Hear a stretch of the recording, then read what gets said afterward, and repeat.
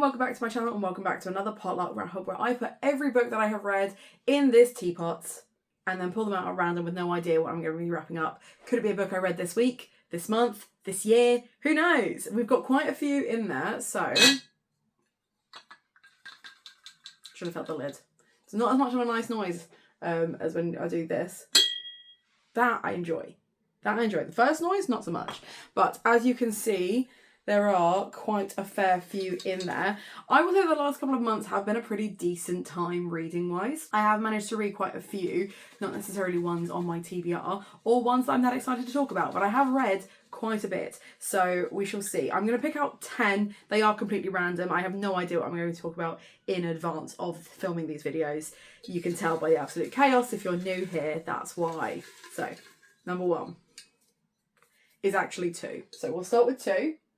I'll start with this one first. The first book I'm going to wrap up for you is The Echo Wife by Sarah Gailey. So The Echo Wife I read back in 2026. This was one of my eldest books on my TBR and part of the reading challenge that I'm doing with Olivia. And so far, the only book from that I haven't DNF'd. I actually really enjoyed this. I think I was expecting this to be far more sci-fi-y, and actually it was far more literary. If you like soft speculative fiction narratives, specifically ones looking at feminism and STEM, this is it. If you are a big STEM girly, this is a great STEM book. I actually really enjoyed this. This follows a main character who has discovered that her husband has been cheating on her with a clone of herself. And when something dramatic happens and that clone turns up on her doorstep, they have to either work together or fall apart, and her whole world is going to come a-tumbling if it doesn't all go to plan. But it's a really interesting look into the ethics of cloning. Not just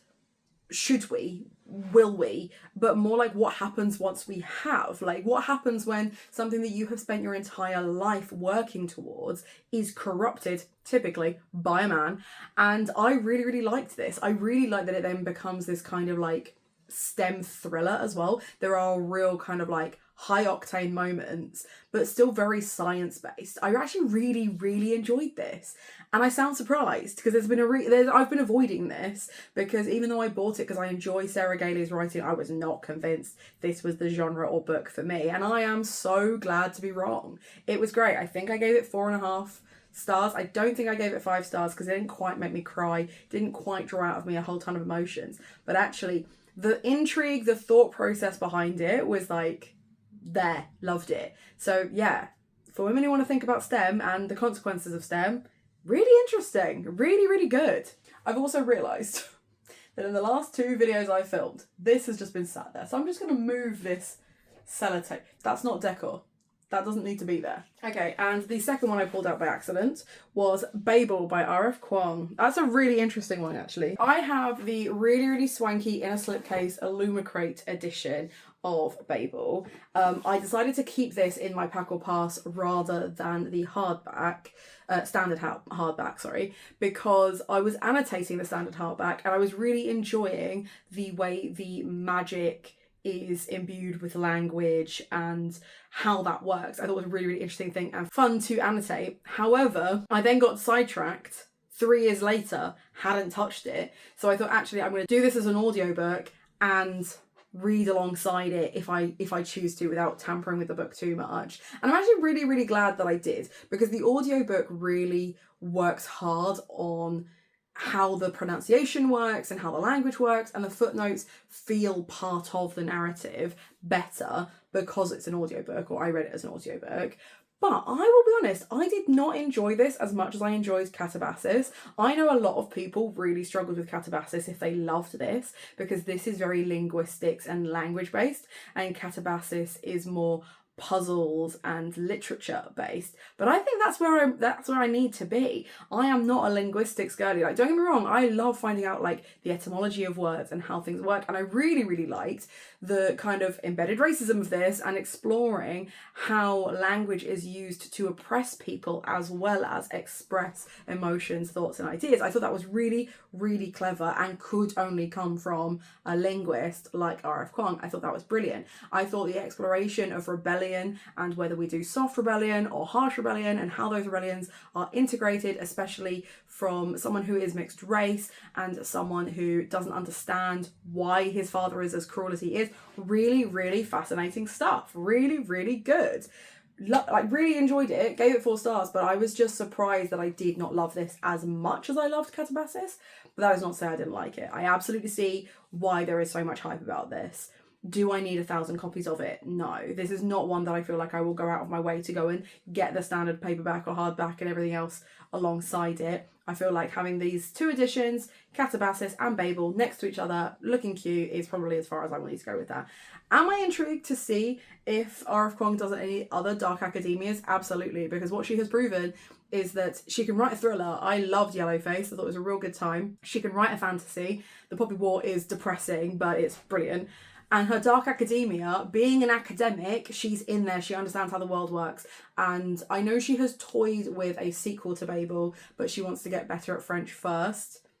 I shall wait. I won't hold my breath, but I shall wait till that is announced, because then I will be pre-ordering. I will be all over that. This is actually a really good time. So we're starting really strong. First 2, really, really strong. The ones I wrapped up last time in the last volume were just not as fun to talk about because I didn't enjoy them as much, and there are worse books in here that are waiting, but actually for a start that was not too bad. So let's see what we got for 3. I Who Have Never Known Men, which, if you have seen my mid-year freak out, genuinely one of the best books I've read so far this year.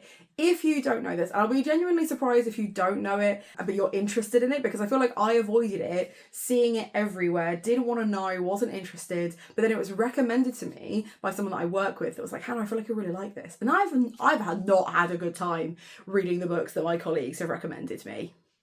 Just putting that out there, love them dearly. Our reading does not generally match, but when Amy recommended me this, oh my god, I was not ready for how good this book was going to be, or for it to become one of my favourites. So much so that I gave her back the copy that I borrowed and then bought myself an edition. So, I Who Have Never Known Men. A group of 40 women are held in a prison underground in this dystopic world. Something happens and they get out, and they explore even more dystopic worlds outside of their cage, and it's sad. It's really sad, and it doesn't let you ever have a break from being sad. Even as these women are building up their own society, it's sad. There are things, people die, sad stuff happens, like it's bleak. And I just feel like the way it was crafted was so slow burn and so clever and so dystopic that I will think about this book till the day I die. I will absolutely reread this book. I will probably write essays about this book because it is fascinating, and the way the language explores the world is really, really interesting. Now, I know there's been some discourse around whether this is or isn't feminist, because just because it's a planet full of women, spoilers, that cannot make it feminist because there has to be equality with men. I disagree. I think this is interesting in the fact that the narrative is inherently feminine, even though the main character is asexual and almost asexual certainly, aromantic to a certain degree, and almost genderless in that she doesn't associate herself with her femininity in the same way. And I think that non-binary-ness is feminism. That you have to include non-binary and trans people in your feminism, otherwise it's not real feminism. So I think that in itself allows it into a feminist scope. No, we never see any male counterparts. No, the women never really uprise and find equality against men. That's kind of the point.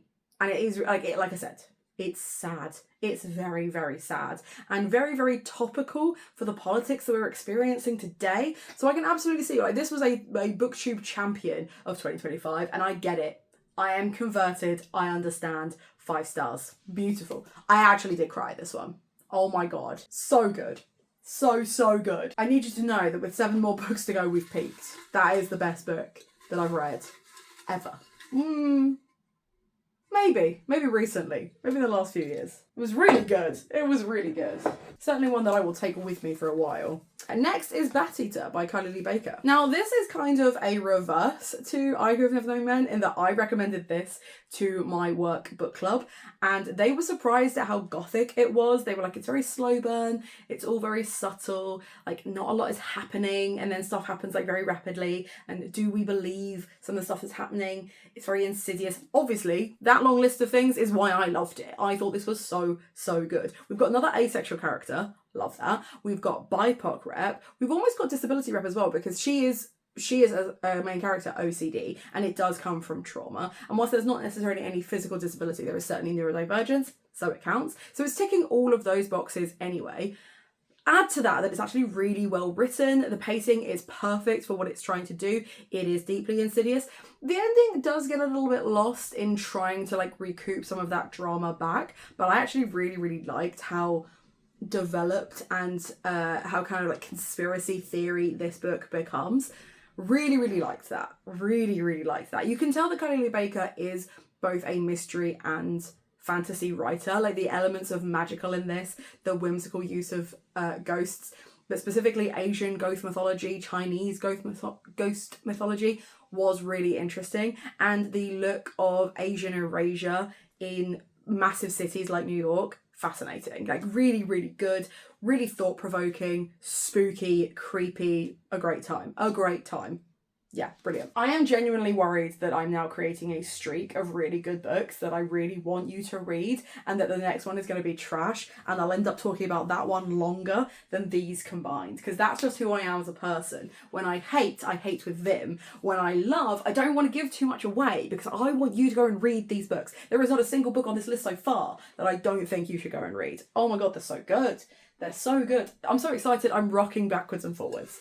So let's pick number 5. Station 11. Now I do not own Station 11, and actually it's weird because we're kind of on a theme, not only with dystopia and sci-fi, which matches quite a few of these, but also in book club picks picked by members of my department. So Station 11 is almost episodic in the way it explores a world after a pandemic and how they're trying to survive. There are moments of animal cruelty, there are moments of sexual assault, so please go in with your eyes wide open with this. I didn't love this. I didn't go into this world and get drawn in emotionally. It felt like a much softer The Last of Us. Like that's the kind of narrative that you're working with, but gentle? And I don't know if gentle works in a post-pandemic dystopia where an eighth of the world now exists and nothing functions as it should. I don't know if I want gentle. I think if you're going to do something, I want you to rip my heart out and then like, well, I'm sure there's a continued metaphor there, but you know what I mean? Like, I feel like this one was just a little too gentle, a little too speculatively soft.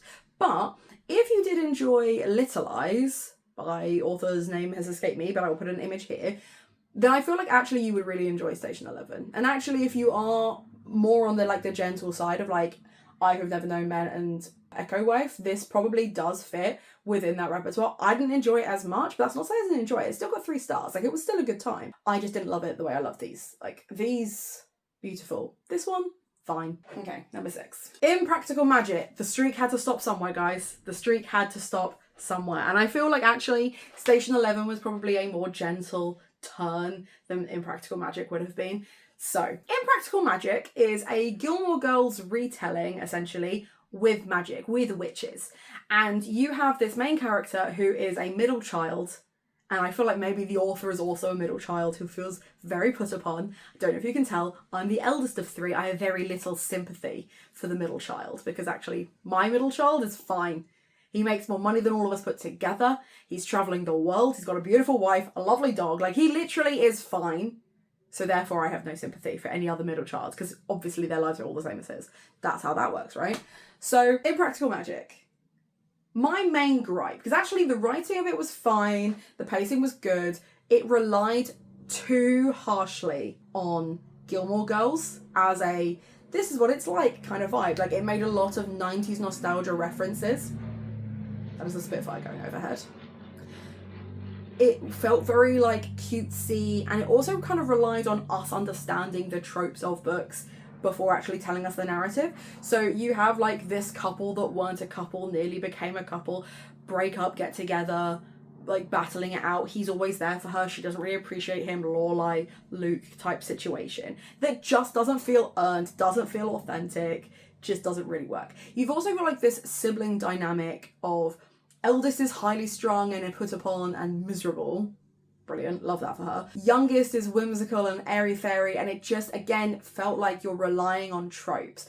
But the one trope it really relied on is the my mum doesn't understand me, I don't understand my mum type trope, where the mum is constantly berating and criticising her daughter without actually taking into consideration what it is she's trying to achieve, how she's there to help. And like, the magic in the town is broken. So her youngest sister calls main character to town to help. Even though she's been gone 10 years. She doesn't want to do magic anymore. She's not interested in doing magic anymore. Apparently she's been doing it subconsciously, but she's not engaging in magic anymore. So she's out of practice. There's no actual reason for her to be there. Like, if they can't work it out, she shouldn't be able to work it out either. But plot needs to plot. She comes back and then is berated constantly by her mum. She is undermined left, right and centre. There is one character who is both Suki the chef from the Dragonfly and... can't remember his name, but the French concierge rolled into one. He doesn't work, and he is like the only foil to the mum in the fact that he's like, oh, you need to be nicer to her, but equally like berates her the way the French concierge does. So it just didn't fit. And then out of nowhere, they just fix their relationship and they're all fine again. And like, she's been carrying this weight, this guilt for 10 years. Something traumatizing happens.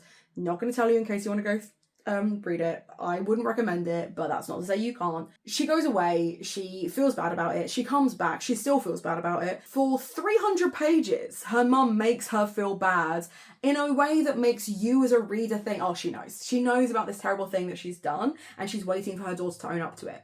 Her daughter owns up to it, and she goes, why are you sad? I don't blame you for that. It's more my fault than it is yours. And as a reader, you're like, then why have you been so horrible? Like, why are you talking to her like that if not for this massive reason? Like, if that's not the reason you're talking down to her like that, what possible reason could you have? Like, there's this like little moment where it's like, oh, I know I was like the bad kid. No, you don't blame an adult for something they did as a child unless it's criminal. And it was, well, again, we're hitting spoiler territory. It is kind of criminal, but it's not intentionally criminal, and certainly not something that her mum should be making her feel bad about 10 years later. So it's a whole thing. But if that wasn't reason enough to give it 2 stars, we're going to talk about the xenophobic undertones. I did write an entire Substack about this book, and I will leave the link down below. I've not written any other Substacks. I've literally done like an intro and this one, I think, so far, which is a choice. When someone is introduced as not liking a group of people, for whatever reason, whatever difference it is that it appears to be, and then someone says, no, you can't not like them, they're still people, and they go, yeah, you're right. That should be the lesson, right? Like, that's, we box that, we ship it out, that's the lesson. We don't dislike people just because they're different to us. Unless they're hurting us. If they're not hurting us, leave them alone, right? No. The bad guys are other people that do magic, but not magic the way the witches do magic. They do magic a different way, and therefore they're bad guys, right? That's the whole thing that she's supposed to feel bad about thinking, right up until they are the bad guys. They are the ones that broke it. They're the ones that did it. And it's like, and actually their reason for doing it is actually more understandable than the witch's reason from stopping them using magic in the first place. So it is like full on appropriative, cruel, xenophobic behaviour. And that's supposed to be our hero. That's supposed to be the good guy. No. So even if I hadn't minded the 1001 tropes that this book was relying on, even if I hadn't minded the fact that the characters seem to have personality transplants based on plot, no. It gets 2 stars because I finished it, not because it was good. Had I known that was going to be the end, I'd have DNF'd. What a waste of my time. Like, I genuinely, this book makes me mad. Mad enough that I wrote 2,500 words about it. So again, check out that Substack. Whew, take a breath. Right, let's go. Okay, what are we on? So I think that makes it 7. Like I said, we were starting really strong. We were bound to have one where I would rant twice as long, and here it is. Oh, but we're back to the good stuff. We're back to the good stuff because I now get to tell you about Murderbot 1 to 4 again. So I treated myself to, and I have bought the 3rd one. I have bought volume 3. It's around here somewhere. Where did you go? Treated myself to the 3rd volume, but haven't got there yet. I read volumes 1 to 4 of the Murderbot. Now, if you're not familiar with the Murderbot, Murderbot is a sec unit, a security unit who travels with a group of scientists to a planet because they're investigating something, and then someone tries to kill them, he saves them, and they realise that actually he has a lot more autonomy than they previously realised. But it's all from his perspective, and he is basically just herding humans like they're cats and trying to protect them like they're puppies and like saving them from themselves, whilst also unwinding a deeply rooted conspiracy across planets and universes and working with other robots. It's so much fun. Like, it's such a good time. Like, I was fully just in my sci-fi era, having a brilliant time. Just, yeah, loved this. So if you haven't read these books, please do. They have been re-released as paperbacks with volume 1 and 2 in, well, yeah, with All Systems Red and Artificial Condition in volume 1, and Rogue Protocol and Exit Strategy in volume 2, and then obviously the next 2. But you've got Something Network in the middle as well. I really enjoyed just completely abandoning my TBR and picking up the newest books that I bought, because they're a good time. But the upside is I get to take these to my staff book club next week, and when they go, what book did you buy? And then, because the prompt this time was to cover buy something and then read it. Yeah, I mean, I bought it because I wanted them. The covers were kind of irrelevant, but the fact that they were now released as paperbacks did make it a little bit easier for me to justify it financially. Okay, so if that was 7, we're now on to 8. One of Us is Lying. One of the first books that I read this year, and one of the first books that I unhauled this year. I had a first edition hardback that I found in a charity shop, and I had been told that this was a really, really good YA mystery, and that if I liked Good Girl's Guide to Murder, and just generally murder mysteries, I would really enjoy this book. I didn't. I thought it was fine.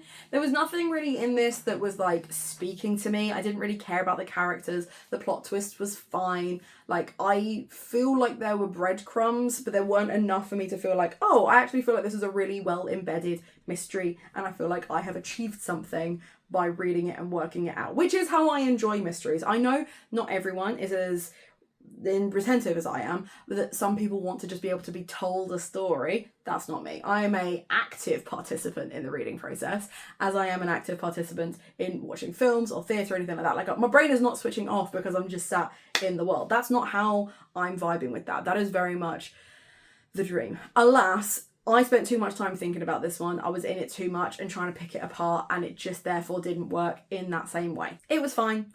I've unhauled it to Olivia. She can have it. I hope she enjoys. So that's number 8. That means this is number 9. I'm trying to work out if I've got 1 more to go or 2 more to go. Number 9. Now, this is on a really old piece of paper, which tells me this one's a couple of years old, and I've got to hope it's one that I recognise so I can tell you the story.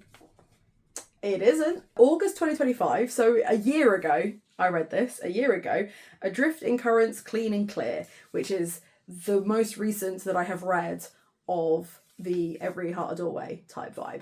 And at this point, there are so many books and so many characters. I'm not 100% sure I remember this one. If you've watched my series wrap up recently, you know that I am kind of tapped with this series. Like, I'm getting to the end of caring about it. That doesn't help. I know this one has turtles and there is freshwater vibes, and it's very kind of like whimsy mermaid times. Lovely. I do remember that. I do remember generally enjoying it. Can I separate it from the rest of the world? No. Am I looking forward to reading the next one? No, not especially. I just feel like I'm done. And it's not that it's a bad series. I think it's a beautiful series, and I know lots of people are always chomping at the bit for the next one. I feel like I'm tapped. And it's not this book's fault, because this is by no means the worst edition of this series. I'm just tapped. So, apologies, Sean Maguire. I just didn't love it as much as I wanted to. Which brings us to 10. The last, and hopefully not the least, although potentially the least, because we've got some absolute bangers up here. So, number 10. Last one I'm going to talk to you about today. Another really old piece of paper. Does not bode well. June, but I think it was June last year, because I did not read this recently. Alice Austen Lived Here by Alex Gino. This is a LGBT book about a non-binary person who lives in New York looking for someone else who is non-binary in New York and doing a whole project on it. And what I really liked about it was a very short, very middle grade, gentle, non-binary rep LGBT book by Alex Gino. It was a cute time. Didn't blow me away, didn't set the world on fire, but if you're looking for more middle grade LGBT books to recommend to kids, add this one to your list. Alex Gino knows what they're doing. They also wrote Melissa, which is the transgender main character one. That you're in safe hands with this author. Like I said, they're not blowing you away. It's not an amazing, life-affirming story, but it is cute. It is really cute. And I think actually probably underrated in the kind of LGBT sphere because not many people are talking about it. But you should read it. It's cute. But there we go. There is my wrap up. I don't know which volume this is. I feel like we're in the 30s now. It's terrifying. Let me know in the comments down below, are there any of these books that you are more likely to pick up now that you know what my thoughts on them are? If you just want to let me know, feel free to leave a little robot in the comments. Check out the links in the description down below because I've got a Patreon now. Treat yourself to something from Waypoint Books because it supports me and my content. And most importantly, have a nice day.